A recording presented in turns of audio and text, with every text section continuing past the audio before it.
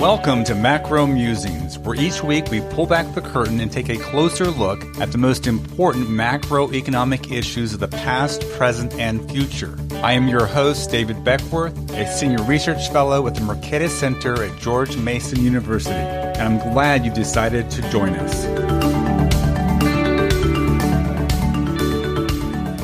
Our guest today is Manmohan Singh. Manmohan is a former IMF official and is currently the editor-in-chief of the Journal of Financial Markets Infrastructure. Manmohan joins us today to discuss the meaning of money in the digital age, its implications for the financial plumbing system, and for central banks. Manmohan, welcome back to the show.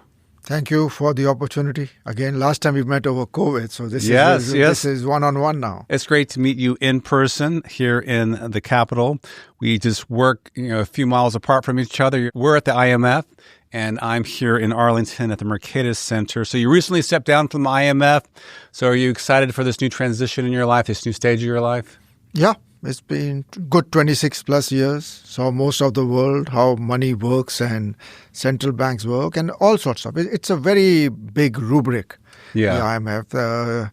You could have a job which is so different from the previous job. But I would like to move on. I would like to write a book on some of the themes I've been doing. And I think if time permits, I should have one out by Christmas. Fantastic.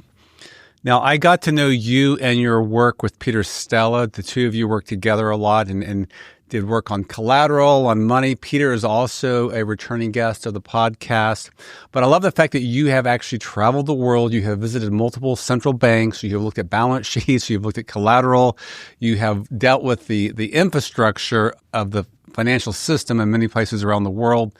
And you're someone who cares deeply about the pipes of the system, right? That's. In fact, last time we talked, I remember we talked about how some of the pipes can be clogged, not operational. Or rusted.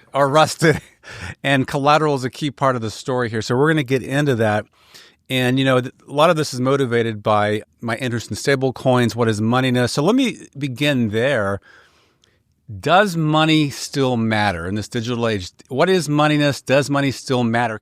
Yes, and given where the world is heading and some of these topics which you might trip over, I'll take money a step further because I've written on moneyness. There was a very nice piece in FT with one of my colleagues, Phil Prince, which basically talks, when you look at moneyness, and moneyness is not a bipolar issue, it's a spectrum. What are when you break down moneyness, an integral part is collateral services is offered, the way collateral is handled. In QT, when you take money into the system and release collateral, the demand for the collateral, the moneyness in the collateral you release may be more than the money you bring into the central bank balance sheet. So I have always looked at moneyness, and I think the way the world is heading, backing stablecoins, as you mentioned, with collateral, etc., you are getting into the moneyness world. Yeah, no, I believe last time we chatted, we brought up this very point that you're alluding to, that QE was supposed to stimulate the economy by taking out, long-term bonds and lowering yields. But you brought this other point. There's a counterforce that it does. It also removes important collateral so that there's less transaction assets, less velocity. So on one hand, we look at this kind of the surface effect that we observe, but we don't see this kind of backdoor plumbing issue that's being adversely affected by QE. Exactly.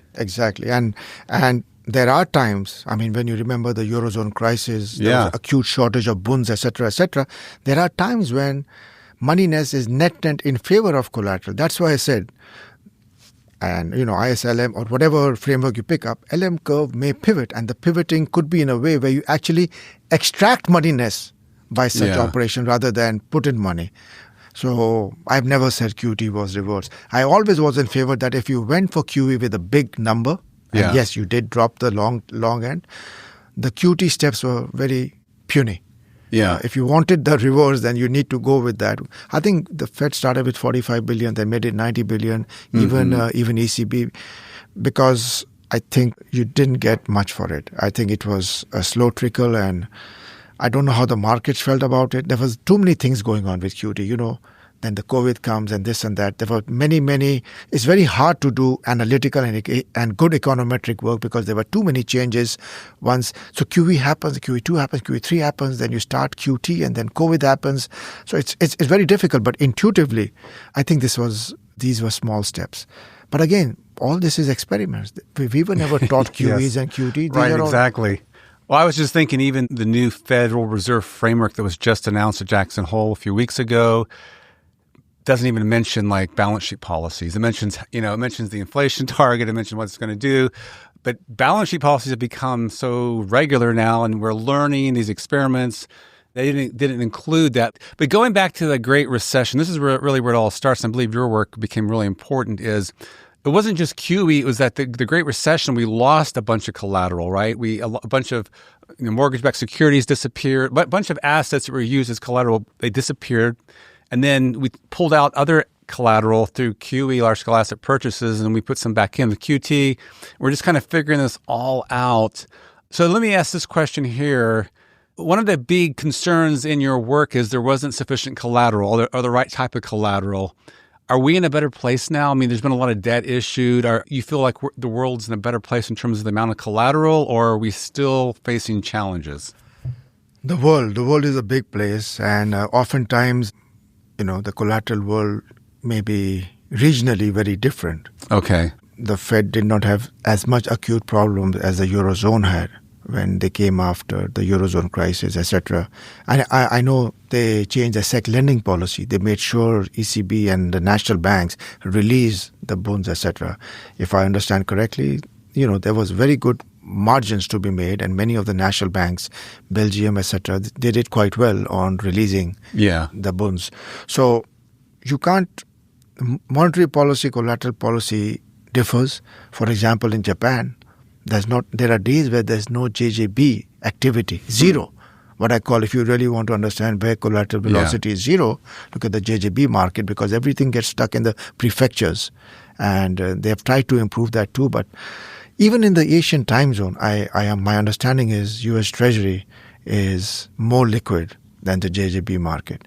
Now, things are changing. Before COVID, they have tried to see what else can replace the US Treasury market. They want to make it a more Asiatic thing. Right. I have seen memos where JJBs could be swapped with the Hong Kong dollar.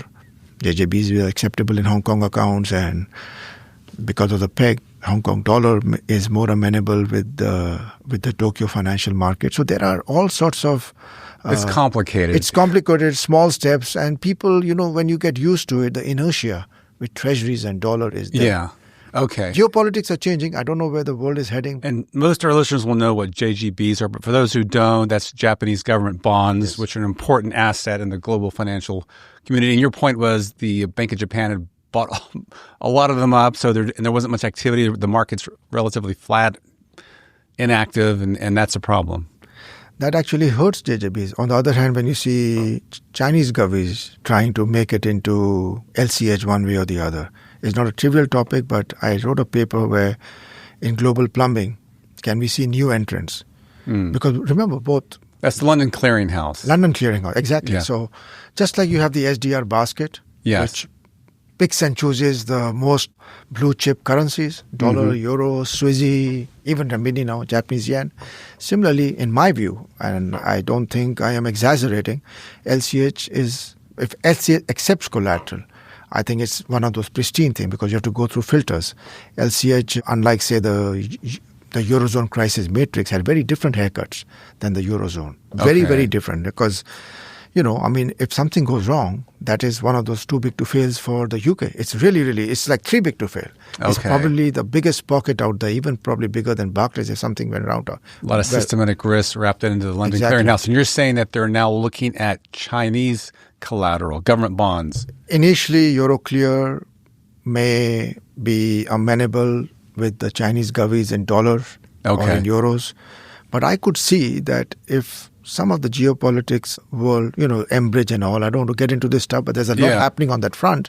If Chinese renminbi makes it to LCH as legitimate collateral, other emerging markets have tried. I don't think South African rand made it, But if Chinese govies, you often start reading Chinese govies, or at least the renminbi may need more appreciation. There have been recent blogs on that. I think that you see, the number 2 position after US Treasuries, Chinese, Japanese, and Italian bond markets are very, very big. They're all close to each other. So I'll call them number 2. Can you imagine if that makes it to the bucket? Italian bond, BTP made it thanks to the ECB matrix, not on his own. Not on his own. Not on his own, but the structure of the payment system out there. But here, if you make it, that's a market decision. I don't know when that will happen, but it could happen, and that will change. If you think about stablecoin topics, etc., if the Chinese wants to issue the stablecoins, a stamp from LCH will go much more than anything else I can think of.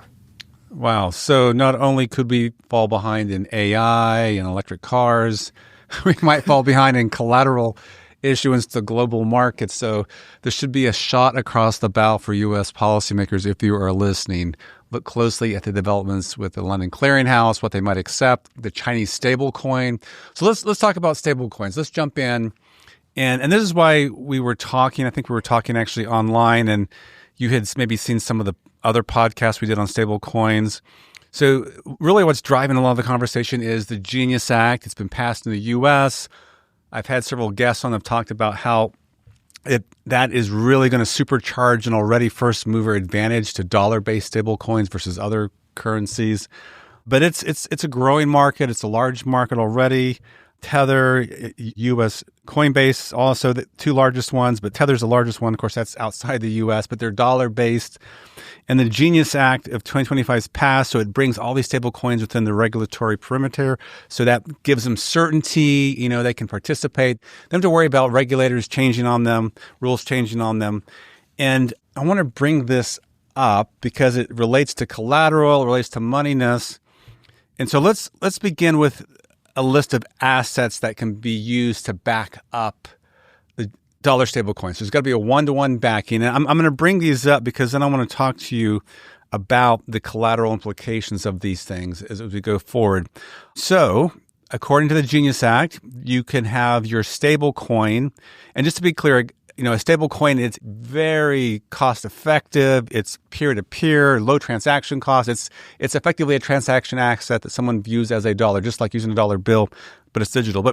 So wealth can be backed up by our U.S. coins and currency, demand deposits, which was interesting to me. And I was really surprised to see that. But I also, as I read in the details, there are limits to how much you can back up with a bank account. The FDIC can set limits on how much of a stable coin is backed up. Because you can imagine a stable coin that exceeded the FDIC insurance deposit limit. So you don't want a bunch of uninsured deposits funding or backing the stable coins. U.S. Treasury bills, notes, and bonds. I was a little surprised to see bonds in that list, but they said they have to have 93 days maturity or less. So, but basically Treasury bills, that's what we hear mostly about.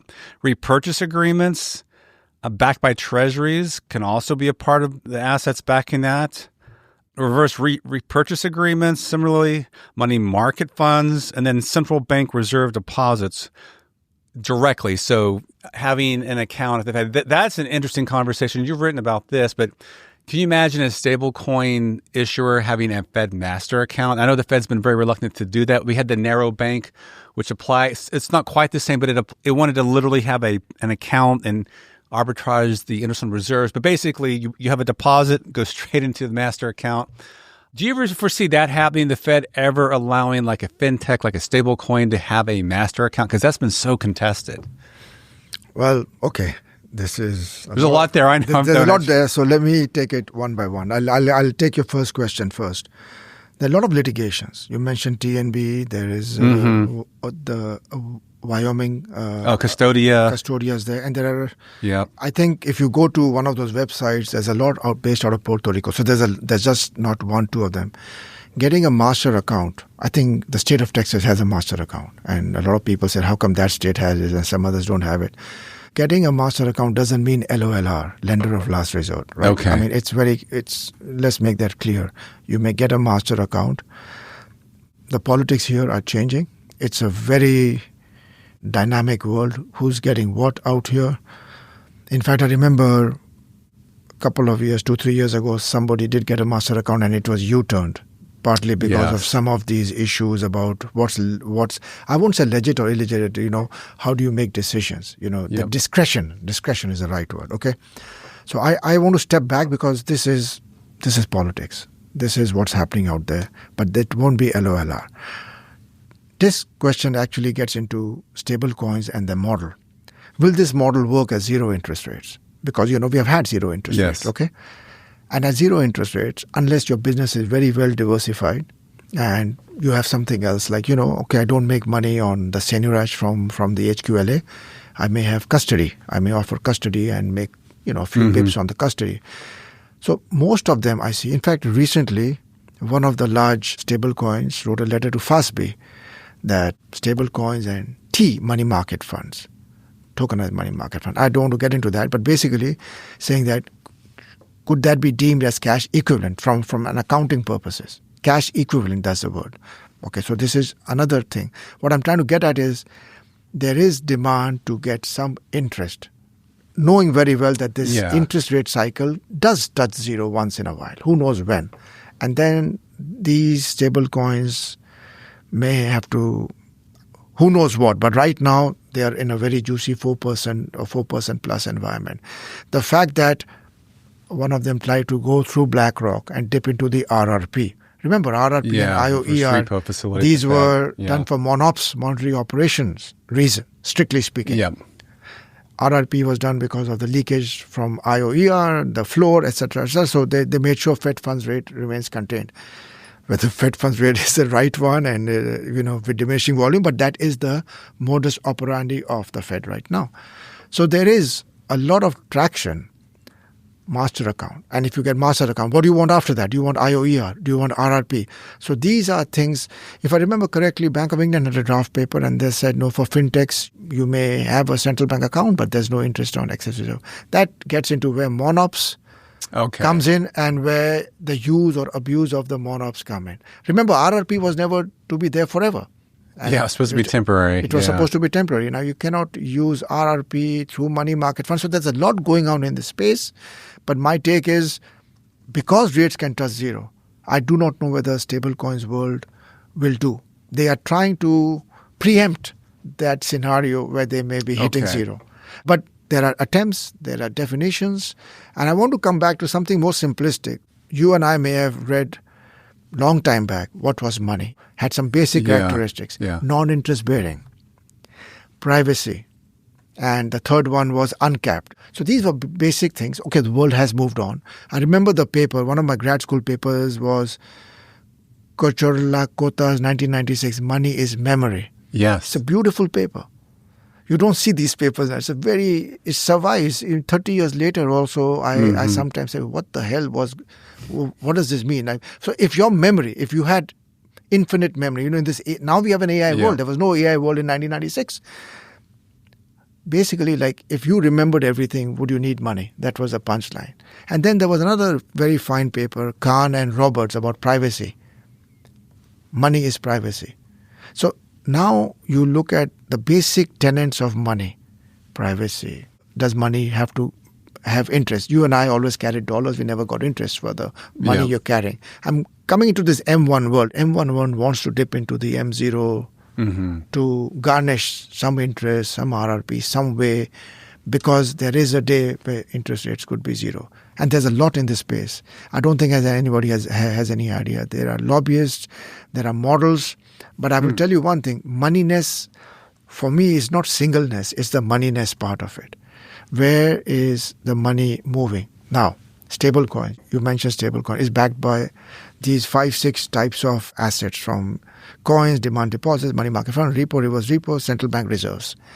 I had a piece with Charlie Kahn, the same Kahn-Roberts paper. Some of these people, their minds are very clear. And we titled it, If Stable Coins Are Money. 5 years ago, they should be backed by reserves, central bank reserves. Reserves did not, for us, include money market funds and this and that. Even MiCA, the one in Europe, it has a higher threshold for central bank reserves or cash deposits. Because remember what happened with SVB how things Yeah. unwound in 2-3 hours. New York was closed, California was not closed. I'm not saying, the treasury market is still the most liquid market. Geopolitics are changing, but will the short end change so drastically that in 2-3 hours? So from a liquidity standpoint, both are safe. HQLA is safe and money is safe. But from a pure instant payment, T0, reserves beat HQLA.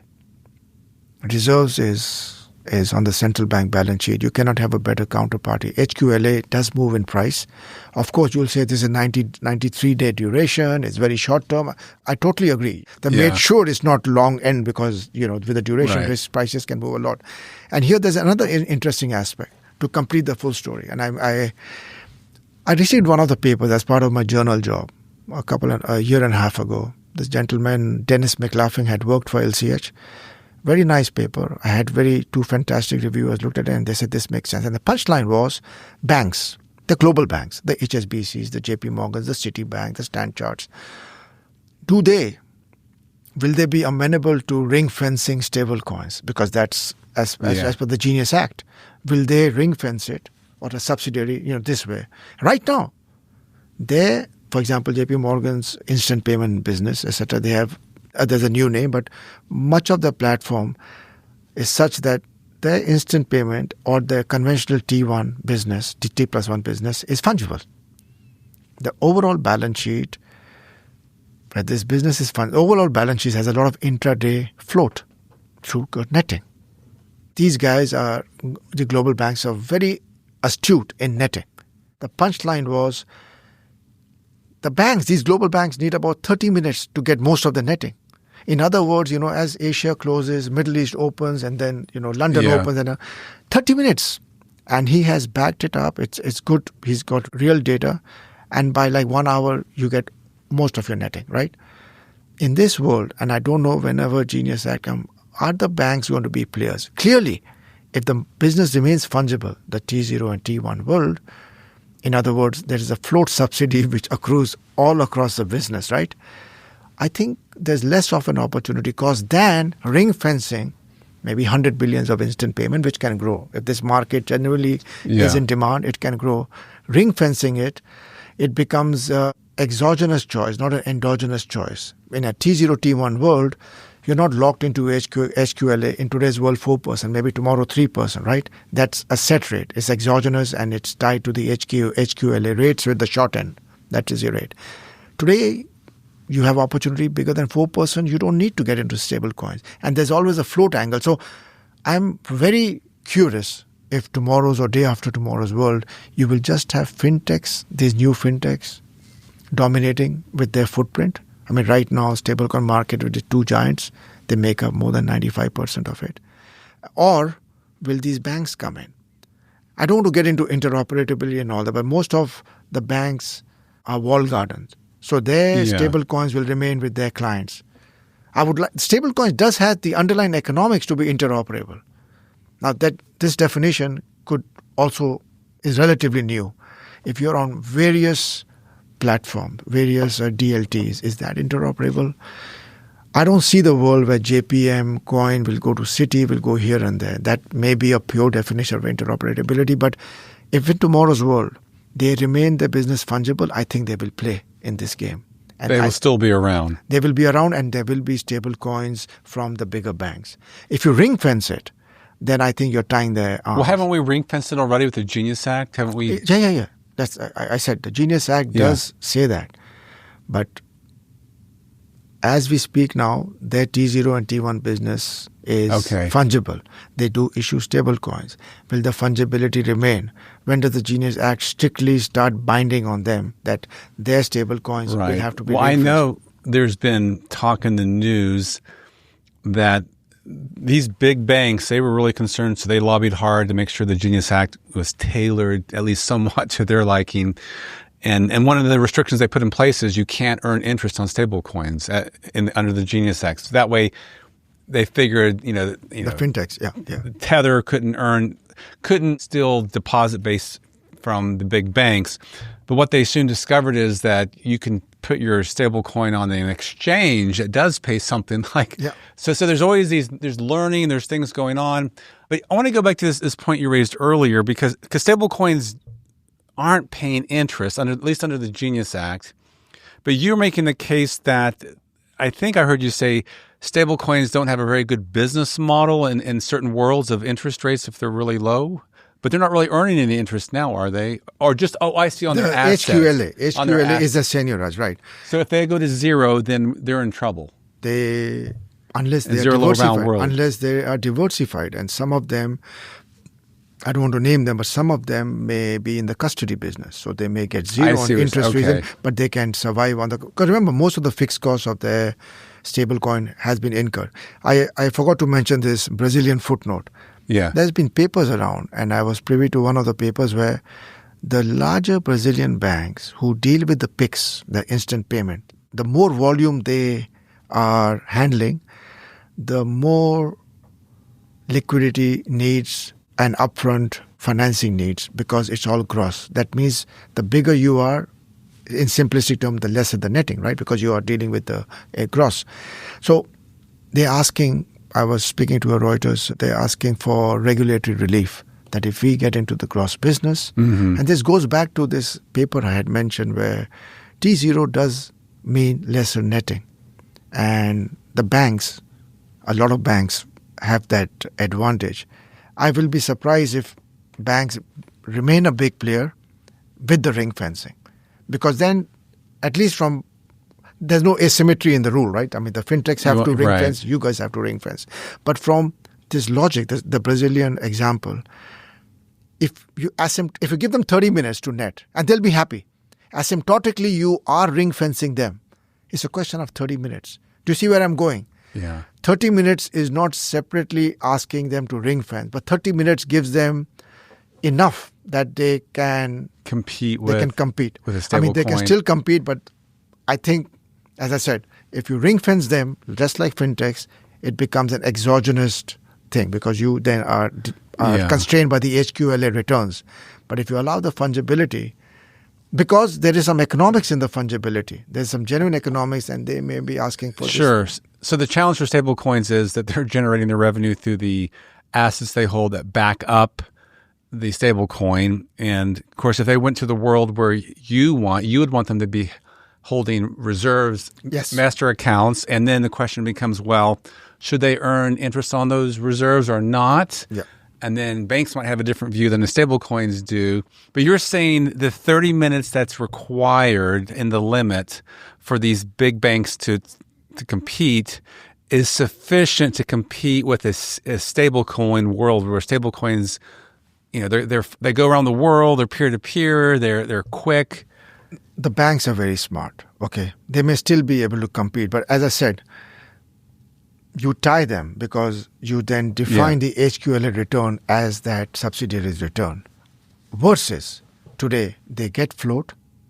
So just give you an example. If 100 billions are removed from one of these big banks, pick a bank, pick your favorite, Standard Chartered or whatever, 100 billion moves into a subsidiary.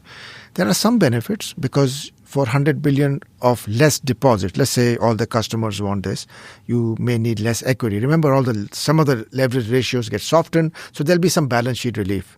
But then I have not seen a paper where that balance sheet relief compared to that exogenous HQLA return, compared to the loss of netting on that 100 billion. Okay. I haven't seen such work. And in my mind, there is economics to argue that the 30-minute may alleviate us. I'm not saying... I still think it will be equal, no equal symmetry if they also ring fence. But they have a case where I think they could also argue, look, we are asymptotically reaching this T0, we need 30 minutes, then this is our model. I could see some of this unfold. Otherwise, if it's completely symmetric, they may find stablecoin not to be as attractive as it may be for the fintechs. They may find, lending, the real sector, the credit economy, those things may be there may much be more attractive. Yeah. I mean, you might be separating out payments from credit creation. Exactly. So that may be the reality in the future, is that banks have to accept that maybe they're no longer in the payment business as much as they are in the credit creation business. And I think we need to probably spell out a few terms that we've been throwing around here. I know many listeners will know, but T1, T0, I mean, T1 means 1 day to clear, 1 day to process. That's T0 means one. real time, right? Real time. T plus Instant. 1, yeah.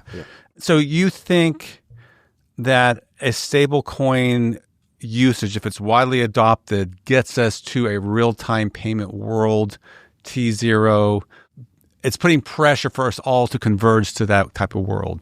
Okay, let's take a step back. How this has evolved in the last 5-7 years. If you look at after Basel III, the bank balance sheets have been restricted.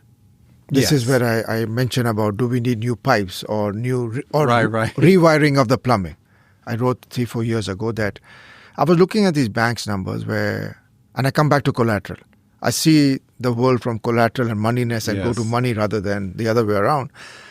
And these numbers, the collateral, the way they pledge the markets, there are various avenues. I see a lot of articles on repo. Prime brokerage is big. Repo, prime, collateral comes in from prime brokerage, from reverse repo market, from sec lending, and also from the derivative margin. So there's a whole pool that comes in. And given the balance sheets and the leverage ratios and all the other ratios, these numbers were not. So the Basel III has really restricted these balance sheets. On the other hand, the pipeline of debt, especially in the US, is large. Yep. If you're in the 35 trillion range, who knows how far this will go. I've seen blogs about the stablecoin markets being north of 2 trillion, etc. And so my point is, there may be some subsidy to the intercept of the US Treasury curve because of the demand.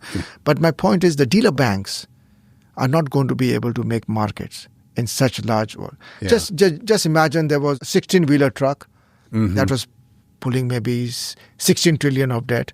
The 16-wheeler truck will have to pull 64.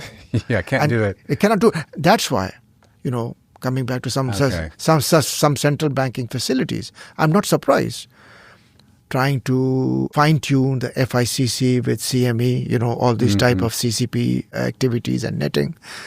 Trying to come up, you remember September 2019 and Feb 2020, the spikes. Yeah. The banks may see some money on the table, but the balance sheet doesn't allow you to pick up that change on the table. Somebody has to come in. And that's why central bank balance sheets are still large. FEMA, the foreign investors can go bilaterally to offload rather than go through the market.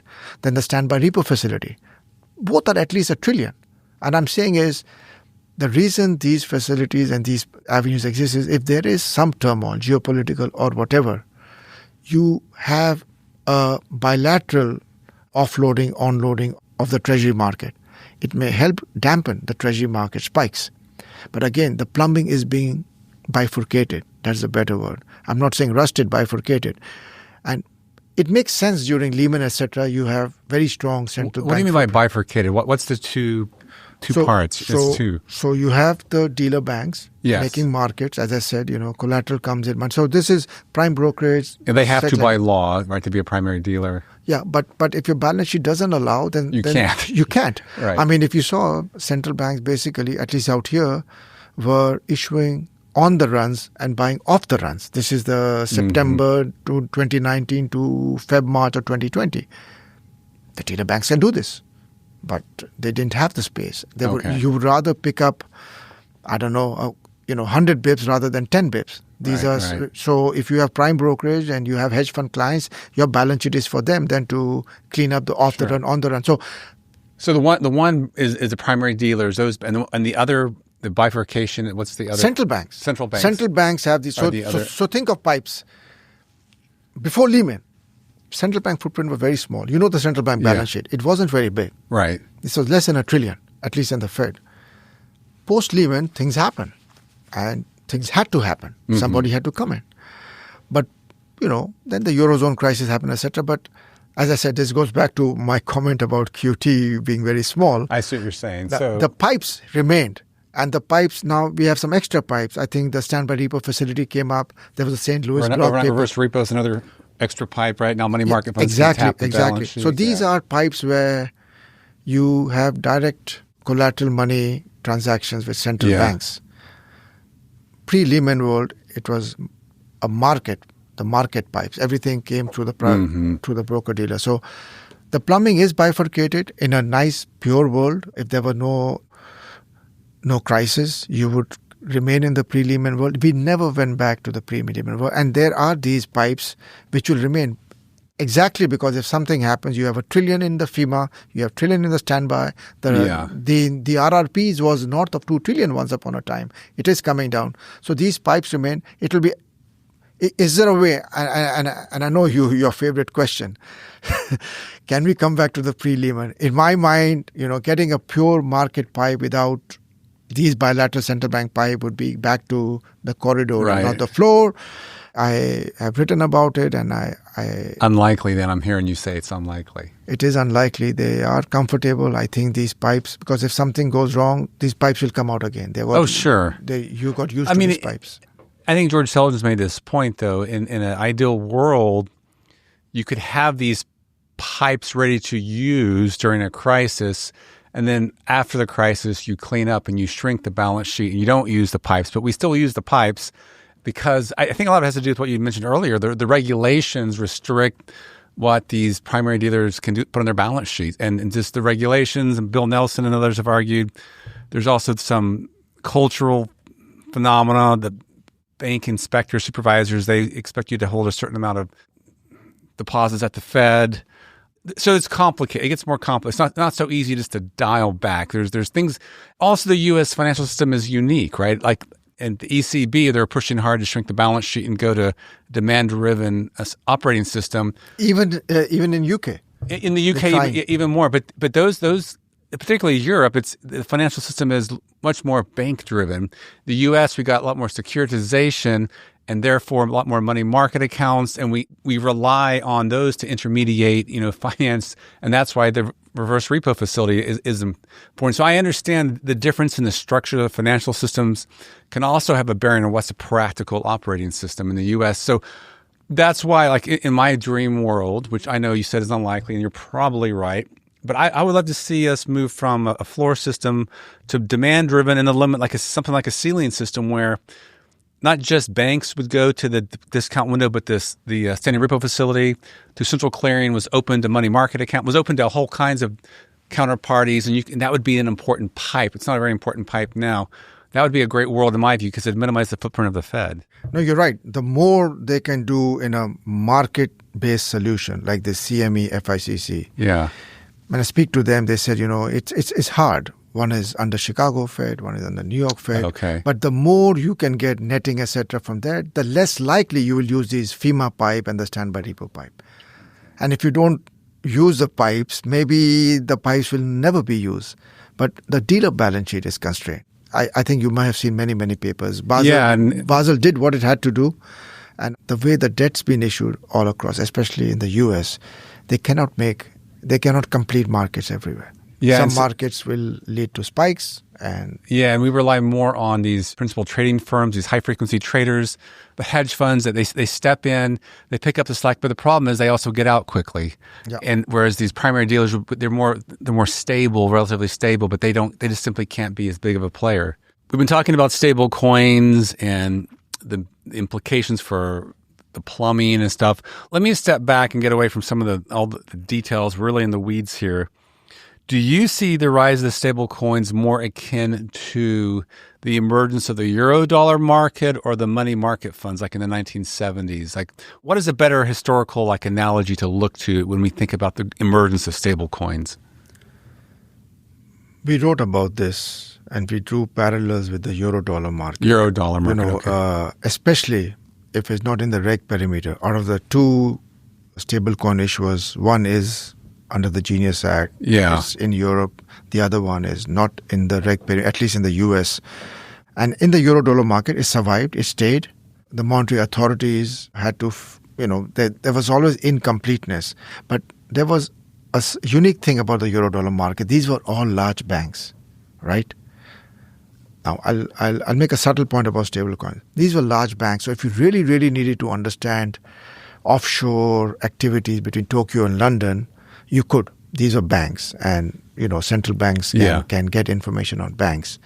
When you come to this world, with them no central bank account, and the regulations are very different than the ones on banks, a few things come to my mind.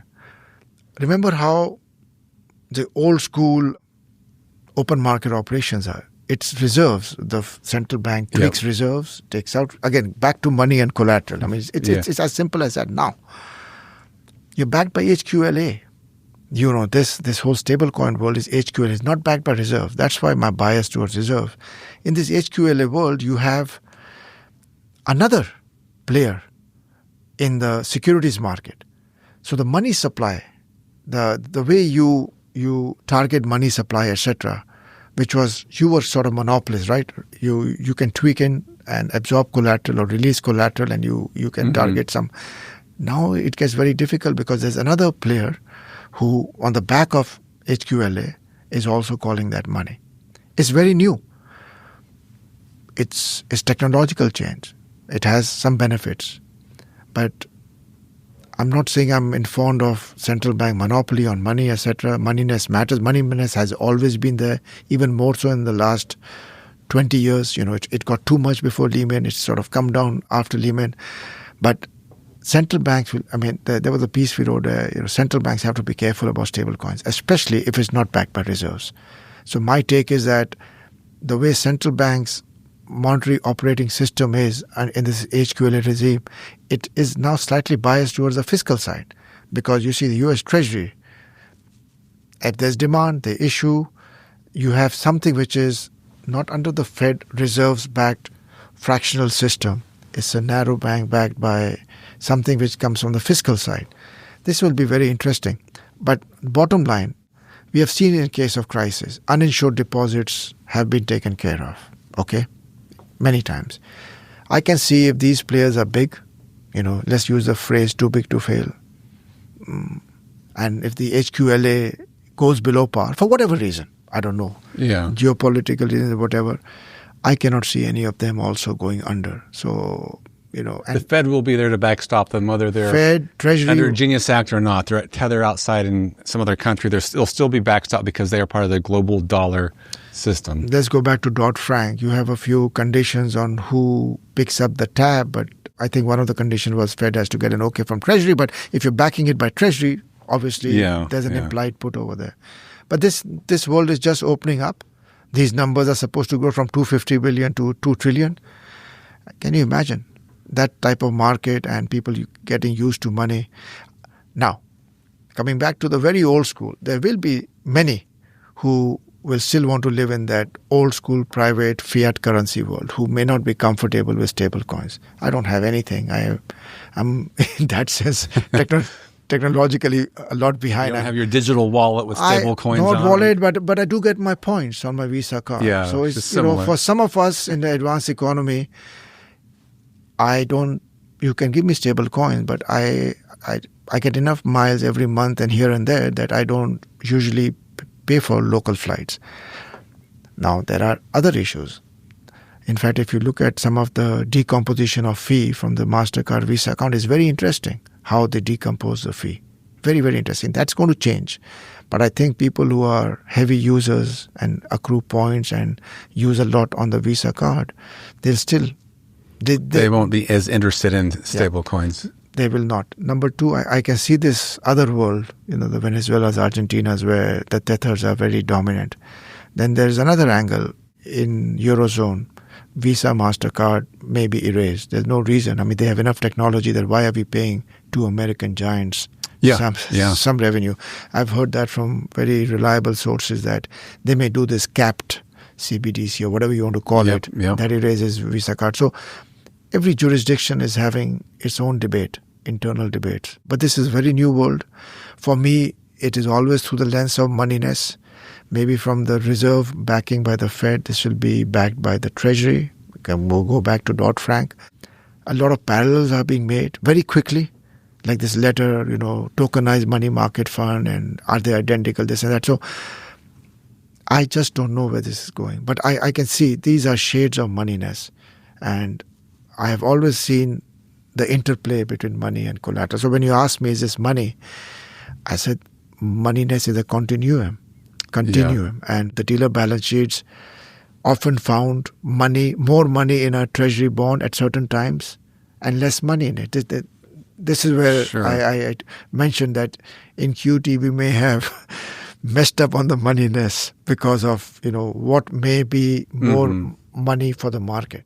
Well, let me repeat a point that was made by Rashad Ahmed on a previous podcast, and it deals with the possibility of like a financial crisis or financial stress or a run on these stable coins, which is a possibility. And that's what a lot of people are concerned about. This will happen. And I agree with you. I think implicitly we already know the Fed will backstop them if push comes to shove. But I think on top of that, though, this point that Rashad Ahmed made was, at least in emerging markets, one of the big challenges has been that balance sheets, both households and corporations, they have dollar liabilities on one side, but they have local currency on the asset side. So whenever the dollar fluctuates in value, they got this currency mismatch. But if you start having dollar-based stable coins on the asset side, so you have assets that are in dollar terms, you got liabilities in dollar terms, you begin to reduce the currency mismatch. Now, maybe it won't be one-for-one wash, but you would actually reduce the prospects of like this global financial cycle tied to the dollar. There might be other things that cause problems. So on one hand, you worry about the runs. On the other hand, everything is more in sync. If the dollar were to go up or to go down, if everyone's got dollar assets on their balance sheets, the world could actually be a better place. So there might be less global financial volatility, even if there's an occasional run on a stable coin. So now, let me break your question into two parts. You mentioned household balance sheets, and then there is the sovereign central bank balance sheet. If the household, and assuming there's no friction, they can use, through the tethers or whatever, they themselves can match and reduce the dollar mismatch. Okay, I concede over there. But from the central bank viewpoint, central bank balance sheets, I wrote a piece on what's an optimal central bank balance sheet. There's no clear-cut answer. In a good world, again, a world where plumbing is not bifurcated, and you'll have some very fine old-school people. Ulrich Binsei comes to mind. Is your balance sheet should basically be CIC, currency circulation, and required reserves, and some equity. I looked at IMF.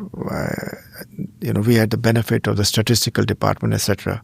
So if you use this rule of thumb, the balance sheet should not have these very large items, which happened because of the Lehman issue. Yeah. Excess reserves bigger than required reserves, so much so that they take no more interest on required reserves.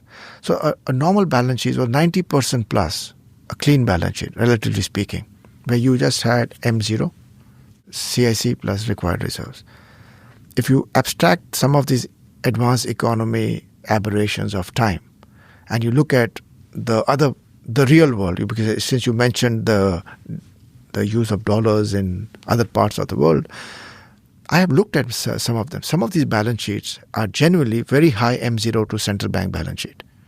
I remember Morocco, Albania, Uzbekistan, very high. In other words, there's not much other items. Some of them actually have to work because you need international reserves. And who knows, this may be changed if the households are more hedged, right? The Chinas and Brazil would increase required reserve, because if you needed 100 billion in assets to cover yourself from a balance of payment issue, but your M0 was 50 billion, you have to do something else to come up to 100 billion, because that's what you needed. Assets would drive that type of thinking with central bank. There are other line items like public sector deposits at the central bank, which don't get reimbursed. I've seen all sorts of balance sheets across the world. So how do you fill your liability side if your asset side, your demand for dollars, say India has 600 billion, you need that much reserves relative to what you may just get from M0. So there are times where other line items came. On the other hand, I've seen the same logic being used very, very cleanly. Recently, in the last 12 to 18 months, Argentina took a lot of haircuts on the asset side, Argentine Central Bank, on the asset side. And what happens? Their M0 to central bank balance sheet went up, which is a positive.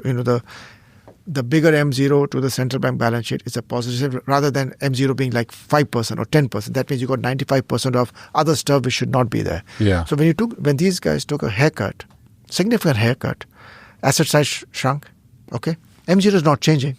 Yeah. So if asset size shrunk, what happens out here? Then the equity had to shrink. So then now the M0, which was like M0 to total balance sheet size was roughly 10%, is now 25% because of cleaning up. So there are rules of thumb you can follow, but the idiosyncrasies of certain countries, public sector deposits and sterilization, sometimes balance sheet size may not change, but line items get swapped. Like Sure. certain central banks can issue notes. The interest rate structure can change. Notes is a different interest rate versus long-term bonds, etc. So it's a very interesting. That's why there is no paper, a good paper. You can say that's a very good paper on optimal central bank balance sheet. It is very, very heterogeneous across the world. So how do you link it to your whole stablecoin issue? If households start hedging themselves, and you think there may be less mismatches at corporate, the household then goes to corporate, goes to the banking system, then I would imagine, and I can see two points out. I can imagine lesser need for dollars because your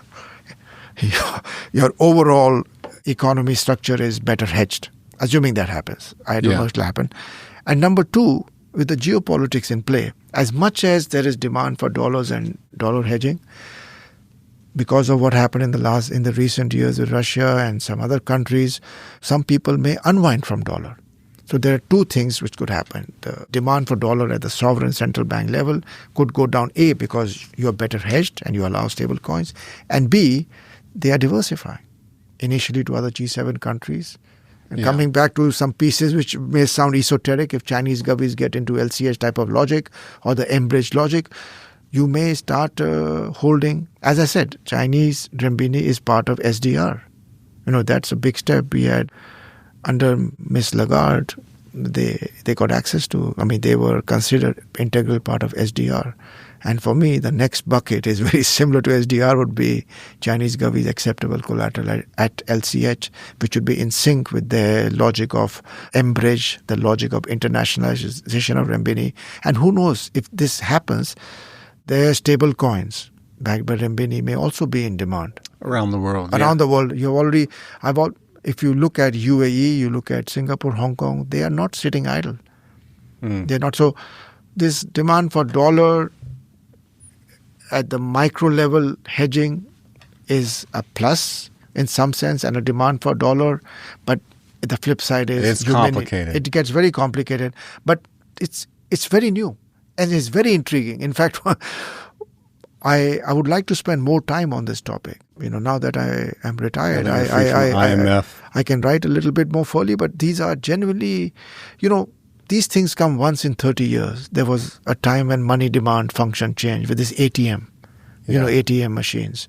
But, if you look at Townsend's work of 1980, you look at some of the paper monies, memory, etc., I don't know. I don't know in the next 2, 3, 5 years what's happening, whether there's a crisis or not, but Genius Act is here. It's not going to be erased. There are some very deep pockets in this game. Money may not be the same anymore. Moneyness will remain. And which aspect of moneyness do you want to pick on?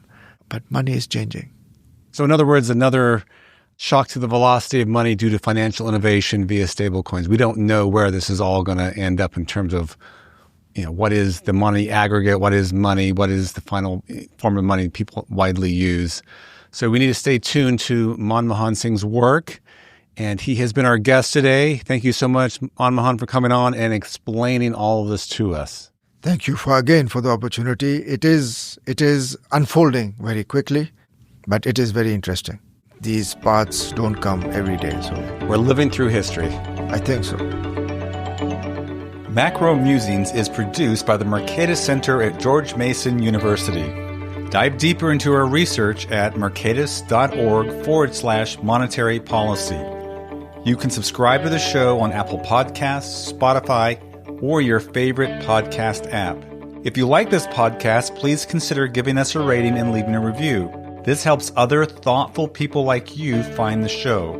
Find me on Twitter at David Beckworth and follow the show at macro_musings.